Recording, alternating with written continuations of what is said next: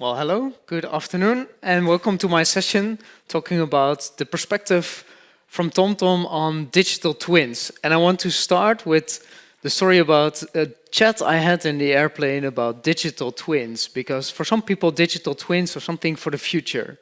But my presentation today is about the fact that digital twins are not something for the future. Digital twins is enabling companies like TomTom for many years to run their business. And in this 15-minute chat, I will talk you through what we're doing on both the statical and dynamic side for digital twins and how this is enabling our solutions for governments and logistical companies. Before I start, quickly on TomTom, because some of you might know this company from 10 years ago when we were making satellite navigation devices, and it was a consumer company. Nowadays, the company completely transformed from a business to consumer to a business to business company. So our data ends up in about 90% of the automotive cars that are getting produced in Europe as we speak, but also many solutions like the Uber app, Microsoft Bing, and many other apps are powered by TomTom. So the company really changed and became a little bit invisible, but we have more impact than ever. So one of the driving factors for TomTom is our digital map. And the reason we have this digital map is because the world is changing constantly.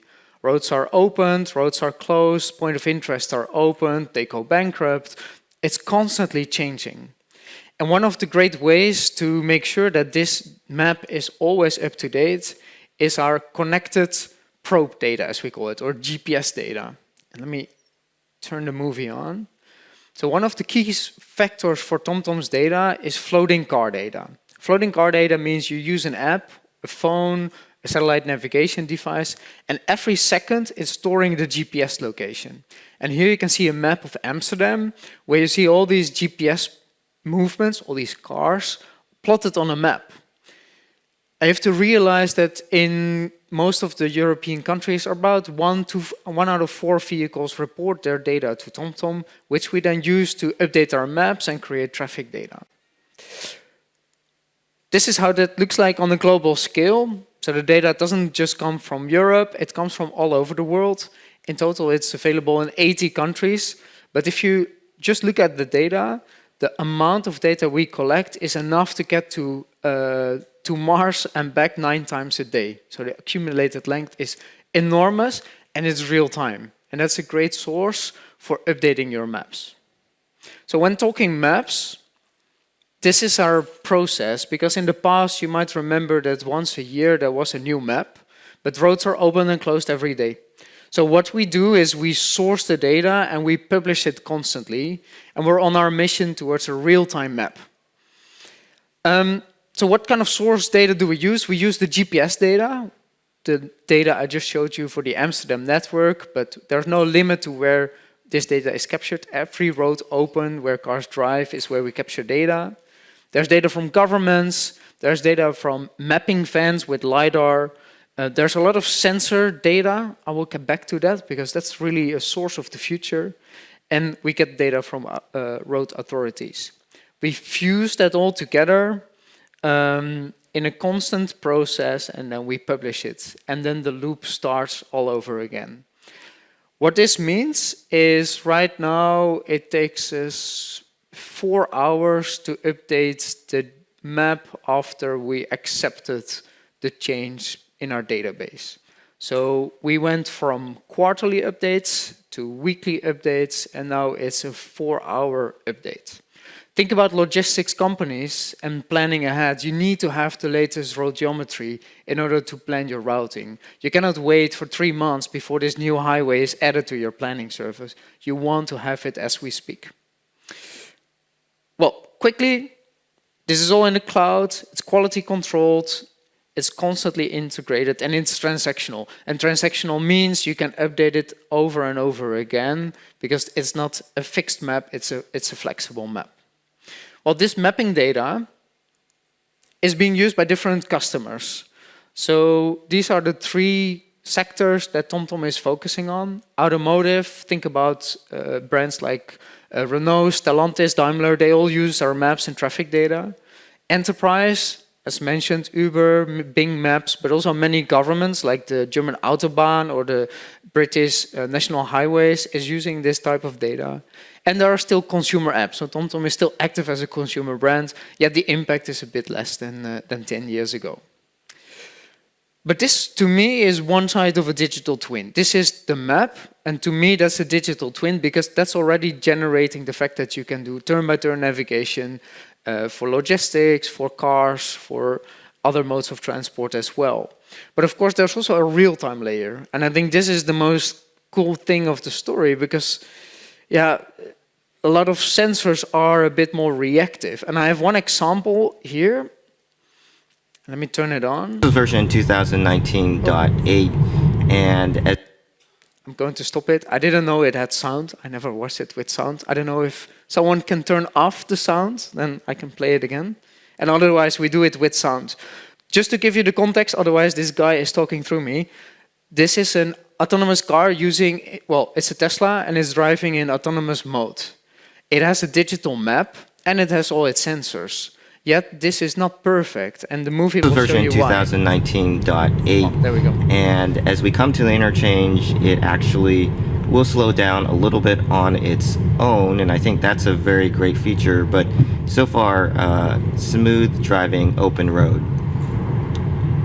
As you can see, there might be some cars stopped ahead, and I'm not sure if autopilot is going to slow down for it. So what do we see here? This is extremely uncomfortable, right? This guy is, let me turn it back quickly and not play it. Yeah. So what you see here is using a digital map to get through the curve. Okay, that's great. So that's the fixed layer. It's using all the sensors, the LiDAR and the infrared to kind of position himself on the road. But the vehicle doesn't know that there's a traffic jam right around the corner. Right? And what happened here was the car was driving ideal speeds, and only when it saw physically the jam tail warning, it started braking. And I think it's very uncomfortable if you're in that car because it feels like it didn't see that jam tail. That jam tail is dynamic. That's not fixed. In 30 seconds from now, that position will be different. And this is the cool thing about digital twins, and that's the whole real-time layer. The layer that's changing constantly, and it's critical for both our planning, our driving, and our road safety. Well, and if you look at the different use cases, of course, there is a simple use case to display on a navigation device there's a jam tail warning, and that's very useful, and I get back to that in a second.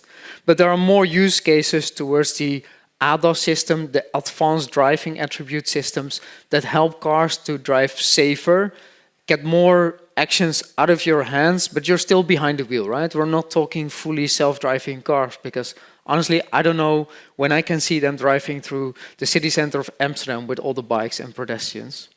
So adding this real-time data will be very important for the level 0 to level 2. So that's no automation to half automation level. Think about use cases whereby we say there are a set of roadworks. So here I changed the adaptive cruise control distance to a longer distance to make sure that it's safe.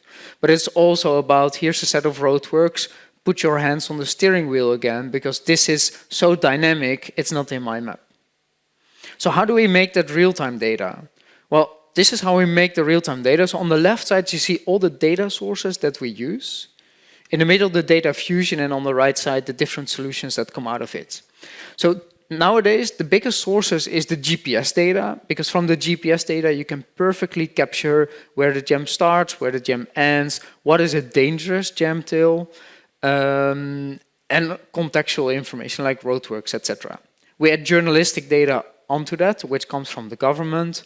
But the latest source we added is called sensor-derived observations. This is a camera in front of your car, looking to the outside world and capturing all the road signs, all the broken down vehicles, and all that type of information.